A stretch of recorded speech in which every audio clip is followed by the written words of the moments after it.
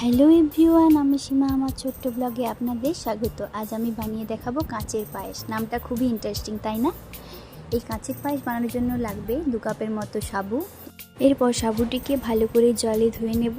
তারপর লবণ মিশিয়ে পরিমাণ মতো জল দিয়ে 15 থেকে 20 মিনিটের মতো ভিজিয়ে রাখবো।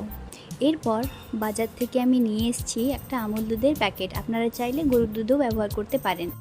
দুধটা ঘন হওয়া পর্যন্ত আমরা সেটাকে ফোটাতে থাকবো। 15 থেকে 20 মিনিট হয়ে গেছে। দেখুন সাবুটা বেশ ভালোভাবে ভিজে গেছে। প্রথমে আমরা হাত দিয়ে কিছুক্ষণ স্ম্যাশ করে নেব, তারপর মিক্সিতে ভালো করে এটাকে পেস্ট করে নেব। একটু বেশিক্ষণ ধরে মিক্সিতে আমরা পেস্ট করব। দেখুন ভালো করে স্ম্যাশ হয়ে গেছে সাবুটা। এরপর আমরা গোল গোল করে নেব রসগোল্লার মতো। বেশ বড় সাইজের করব না, ছোট সাইজের করব, কারণ দুধে দেওয়ার সাথে সাথে ওটা ফুলে উঠবে বলে। এরপর সেই গরম দুধে আমরা দিয়ে দেব 4 থেকে 5 চামচের মতো গুঁড়ো দুধ, যাতে দুধটা বেশ ঘন হয়। বেশ ঘন হয়ে এসছে দুধটা। এরপর আমরা দিয়ে দেব গোল করে রাখা সাবুগুলো।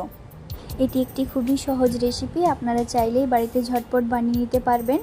গোল করে রাখা সাবুগুলো দেওয়ার পর বেশ কিছুক্ষণ ফুটিয়ে নেব। এরপর দিয়ে দেবো 3 থেকে 4টা এলাচ। আপনারা যারা এলাচের গন্ধ পছন্দ করেন না, তারা এলাচ না দিতেও পারেন। এরপর আমি দিয়ে দেবো পরিমাণ মতো চিনি।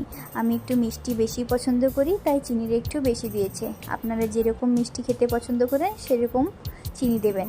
এরপর কিছুক্ষণ নাড়িয়ে নিয়ে তাতে দিয়ে দেবো রোজ ওয়াটার। এরপর আমরা পায়েসটা নামিয়ে নেব।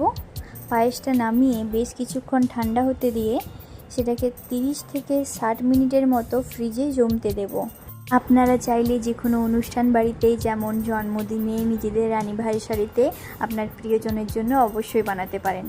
1 ঘন্টা হয়ে গেছে। এরপর আমি পায়েসটাকে ফ্রিজ থেকে বার করে নেব। আপনারা চাইলে এটা রুটির সাথেও খেতে পারেন, লুচির সাথেও খেতে পারেন।